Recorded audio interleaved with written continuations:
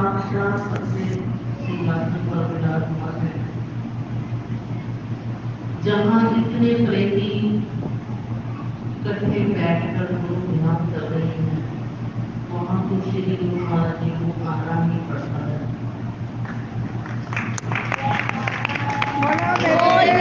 श्री गुरु महाराज की जय। सभी प्रेमी बड़े प्रेम से दूर दूर से आकर उनका ध्यान कर रहे हैं। श्री गुरु महाराज जी का एक जयकारा लगाओ तो गुरु महाराज जी को आना पड़ता है। तभी सत्संग शुरू से पहले भी जयकारा लगाया जाता है। किसी भी सत्संग में सबसे पहले आरती होती है, उसमें जयकारा लगाया जाता है। जयकारा लगाते ही श्री गुरु महाराज जी आकर विराजमान हो जाते हैं। ये विधि का विधान है। जयकारे मात्र से ही वो आ जाते हैं। जहाँ इतने प्रेमी इकट्ठे बैठकर उनका ध्यान कर रहे हैं, तो गुरु महाराज जी निराकार से साकार सामने बैठ जाते हैं। ये तो आप लोगों का भाग्य अच्छा है जो यहाँ पर बैठे हो, और वही भाग्यशाली हैं जिनको गुरु महाराज जी का साक्षात दीदार हो रहा है। गुरु महाराज जी कहीं दूर नहीं है, हृदय के अंदर बैठे हैं। सब कुछ हमारे अंदर है, कहीं बाहर नहीं जाना पड़ेगा। हम भगवान को बाहर ढूंढते हैं, बाहर ही सेवा करते हैं, लेकिन भगवान तो हमारे अंदर ही विराजमान है। अंदर ही सब कुछ है। अंदर ही कितने ब्रह्मांड हैं, कितने सूर्य हैं, कितने चांद हैं, ये हम लोग खुद देख सकते हैं। इतनी ताकत परमात्मा ने, भगवान ने, गुरु महाराज जी ने दी हुई है। इंसान को सिर्फ एक एकाग्रता की जरूरत है।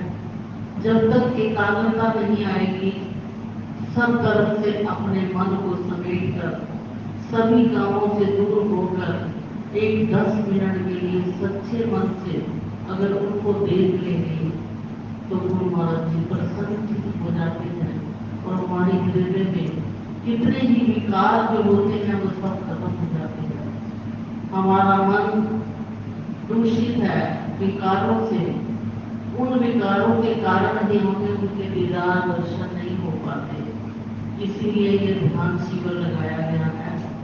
ऐसे ही बच्चों को स्कूल भेजकर रोज बच्चा स्कूल जाता है और कुछ न कुछ सीख कर आता है, तभी वो एग्जाम दे सकता है। इसी तरह भगवान को पाने के लिए धीरे धीरे धीरे धीरे आप पाठ करते जाओ, विकार खत्म होते जाएंगे।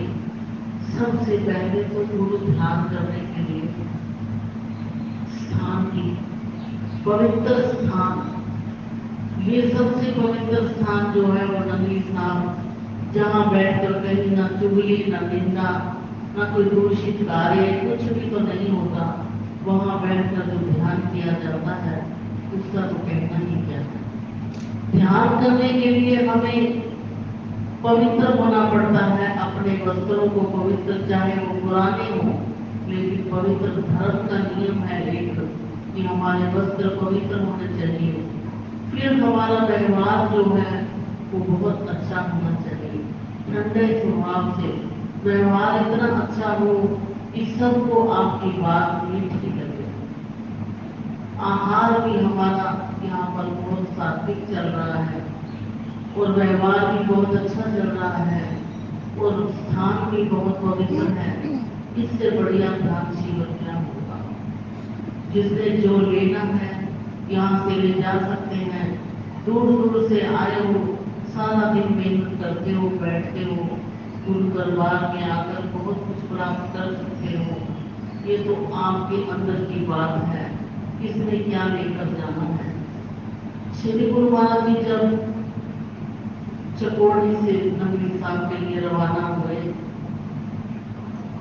तो उन्होंने परम पूज्य सत्यार्थी रामानंद सत्यार्थी जी को बुलाया और उनको वो समझा रहे थे ध्यान की विधि। बहुत गहरी ध्यान की विधि उन्होंने समझाई, और सत्यार्थी महाराज जी बड़े ध्यान से सुन रहे थे। सुनते सुनते उनकी आंखें बंद हो गई। गुरु महाराज जी बोलते जा रहे थे और वो चुपचाप आंखें बंद किए गुरु महाराज जी ने देखा ये तो आंखें बंद करके अंदर पहुंच गया है, जबकि उसे पता नहीं था इस बात का। तो सुनते सुनते गहरा उसने सुना, तो गुरु महाराज जी उसके अंदर बैठ गए। अंदर बैठकर जब वो उससे बातचीत सुन रहे थे तो उनमें लीन हो गए। तो गुरु महाराज जी ने कहा यही ध्यान है, और खुद भी ध्यान के अंदर वो चले गए। कहने लगे कि अनंत अनंत अनंत। गुरु महाराज जी भी यही कहने लगे कि आप सब ये देखो कि इतना कुछ हमारे अंदर है। हर इंसान के अंदर ये सब कुछ पाया जाता है, लेकिन हमें थोड़ी मेहनत करनी पड़ेगी, थोड़ा ध्यान अपना एकाग्र करना पड़ेगा। जब तक हमारा ध्यान एकाग्र नहीं होता तब तक हम इन चीजों को नहीं देख सकते। पानी जब गिरता है दरिया का तो उसमें कुछ भी दिखाई नहीं देता। जब पानी ठहर जाता है तो जो चीज अंदर बड़ी होती है वो सब दिखाई देती है। इसी तरह हमारा मन जो है वो चंचल है, कभी इधर भागता है कभी इधर भागता है। कलयुग का प्रभाव है, बहुत रंग रलियां, बहुत सुंदर सुंदर चीजें उसने बनाई हुई है। कलयुग राजा है, सब चीजों के अंदर आ जाता है और हम उन चीजों में खो जाते हैं। चीजों के अंदर नहीं खोना, सबकी तरफ से ध्यान हटाकर आंखें आधी बंद रखो, आधी खुली रखो। अगर आपका ध्यान गुरु महाराज जी में नहीं लग रहा, पाठ में नहीं लग रहा, तो आप अपनी श्वासों की तरफ ध्यान दो। नाभि से श्वास शुरू हुए और ऊपर भ्रुकुटी तक आए और वहां से हम श्वास को बाहर निकाले। इस तरह से श्वासों की तरफ ध्यान दोगे और ध्यान देते देते फिर आपका ध्यान लग जाएगा।